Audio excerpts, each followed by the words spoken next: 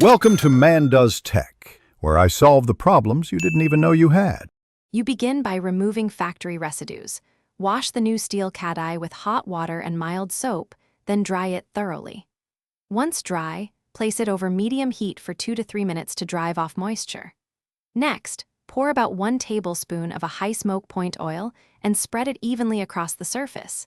Make sure to wipe away any excess so only a thin film remains, which forms the base for your seasoning layer. Once the oil is applied, heat the Kadai until the oil shimmers and flows.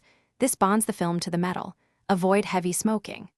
After cooling, repeat the thin oil and heat cycle 2 or 3 times to build a durable nonstick layer. Use short bursts of medium-high heat rather than prolonged flames to prevent warping. When you finish a cycle, let it cool naturally.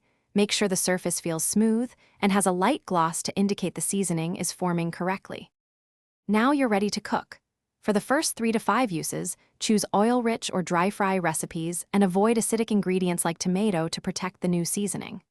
After each use, clean with warm water and a soft brush. Skip harsh detergents. Then dry immediately and apply a light coat of oil to preserve the layer.